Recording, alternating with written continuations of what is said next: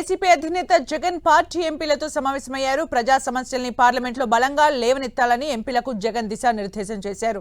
ప్రజల సమస్యలు, ఆకాంక్షలను జాతీయ స్థాయిలో వినిపించే బాధ్యత ఎంపీలదే అని స్పష్టం చేశారు. గత వైసీపీ ప్రభుత్వంలో అమలైన అనేక సంక్షేమ పథకాలను కూటమి ప్రభుత్వం నిర్వీర్యం చేసిందని విమర్శించారు. ప్రజల హక్కులను కాలరాస్తున్న తీరును కేంద్రం దృష్టికి తీసుకెళ్లాలని ఎంపీలకు సూచించారు.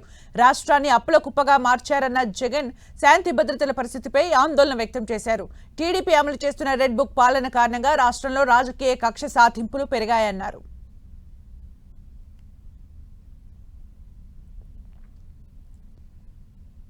భూముల రీసర్వే విషయంలో సీఎం చంద్రబాబు క్రెడిట్ చోరీకి పాల్పడుతున్నారని మాజీ సీఎం జగన్ తీవ్ర స్థాయిలో మండిపడ్డారు.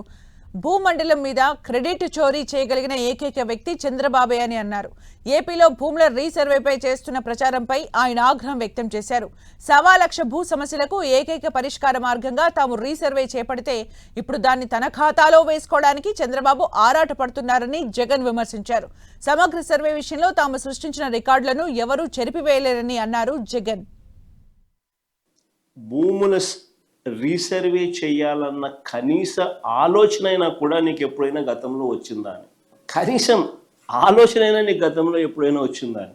ప్రజలు ఇబ్బందుల్లో ఉన్నారు, రైతన్నలు ఇబ్బందుల్లో ఉన్నారు, రకరకాల సమస్యలు ఎదుర్కొంటా ఉన్నారు. భూ సమస్యల మీద, వారి సమస్యల మీద కనీసం నీకు ఎప్పుడైనా రీసర్వే చేయించి వాళ్ళ సమస్యలన్నీ తీర్చాలి అని చెప్పి కనీసం నీకు ఏ రోజైనా ఆలోచన అయినా వచ్చిందా చంద్రబాబు గతంలో అని అడుగుతా. ఈరోజు క్రెడిట్ చోరీ తీసుకుంటూ తాను మాట్లాడుతూ ఉన్న మాటలకు నిజంగా ఈ పెద్ద మనిషి సిగ్గుపడాలి. తాను ఎప్పుడూ కూడా చేయకుండా మరి ఏ రకంగా చంద్రబాబు నాయుడు గారు ఈ రికార్డును తన ఖాతాలోకి వేసుకుంటూ క్రెడిట్ చోరీకి ఎలా పాల్పడతాడు అని అడుగుతాం.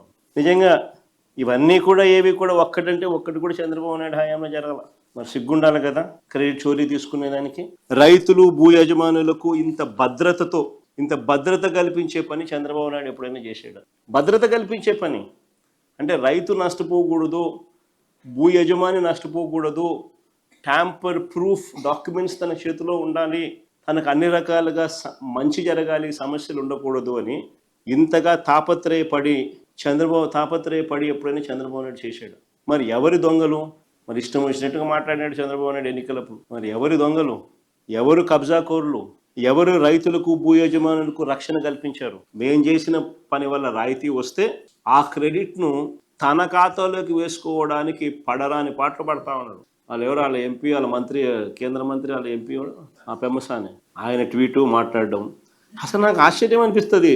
ఆయన చంద్రబాబు నాయుడు నుంచి థ్యాంక్ యూ, అసలు వీళ్ళు మాట్లాడే మాటలు నాకు ఆశ్చర్యం అనిపించింది. అసలు ఇంకా మళ్ళీ అబద్ధాలుగా ఏ స్థాయి లేకపోయినాయంటే పట్టాదారు పుస్తకాలపై QR కోడ్ ఆయనే తెచ్చినాడంట.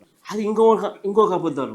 అసలు నిజంగా ఈ స్థాయిలోకి ఒక మనిషి ముఖ్యమంత్రి స్థానంలో ఉంటూ ఆయన కన్నా నేను కొడుకు వయసులో ఉన్నా. నేను మా ఆయన ఇద్దరు సమకాలికులు.